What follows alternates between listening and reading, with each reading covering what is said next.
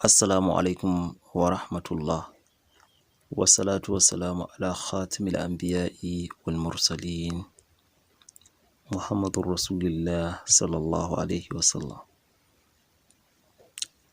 Jama'a mu ne muku fatan alkhairi sannan muna muku barka da sake kasancewa da mu a wannan gida mai albarka.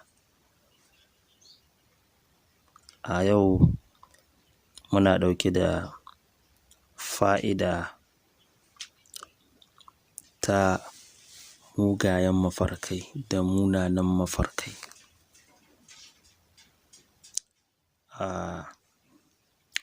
Wannan matsala ce da ake yawaita fama da ita jama'a.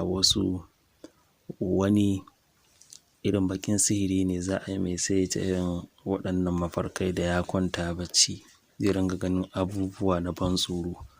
Wani zai ga baƙan mage, wani zai ga irin abubuwa dai ga su nan da dama dai na ban tsoro, da wani kusan kullum in zai kwanta da ya ɗan rintsa zai fara ire-iren waɗannan mugayen mafarkai. To kamar yadda muka yi bayani, wani na baƙaƙen sihiri ne wasu sihiri ne da ke jikin shi, wani kuma wasu jinnu ne haka ba na ture ba. To koma dai na menene insha Allahu, in dai magana ce ta munanan mafarkai, to insha Allahu ta'ala in aka yi amfani da abin da za mu faɗa to insha Allahu za a daina. Za a daina mugayen mafarkai da ikon Allah. Abin da za a yi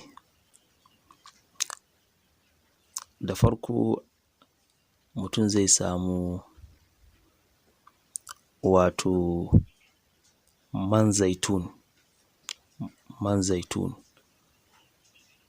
In an same shi, abin da ya sa wani zai iya cewa ba zai iya karanta suratun nur ba, to shi yasa kawai in kuma mutum zai iya, yana ga zai iya karanta ta ƙafa ko da ɗaya ko da bakwai a kullum, duk in zai kwanta ya tofa ga hannun shi ya shafa jikin shi, to zai iya yi ko bai samu man zaitun ba. Ko mutum na gani kamar za ta mai wahala, to sai a samu man zaitun ɗin.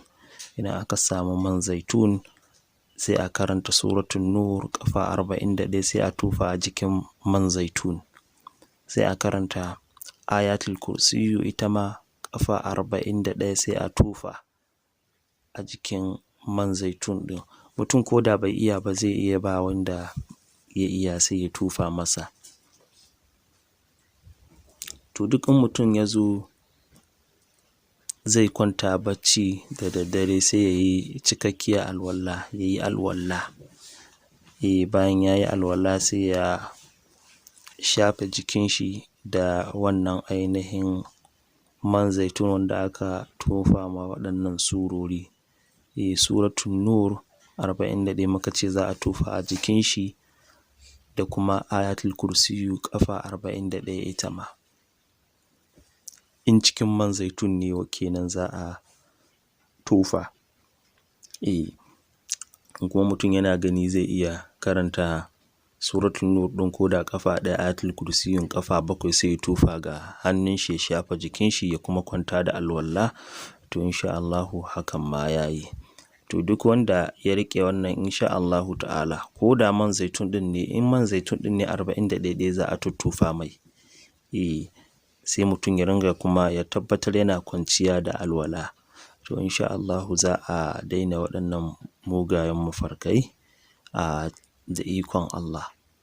Saboda su da yawa muna samun kiraye na irin waɗannan, wasu suna cewa suna fama da irin mugayen mafarkai da munanan mafarkai duk in sun kwanta a bacci, da kuma abin na damun su. To insha Allahu ta'ala duk mai irin wannan matsala ta munanan mafarkai da mugayen mafarkai, idan aka riƙe wannan fa'ida da muka faɗa, to insha Allahu ta'ala za a daina.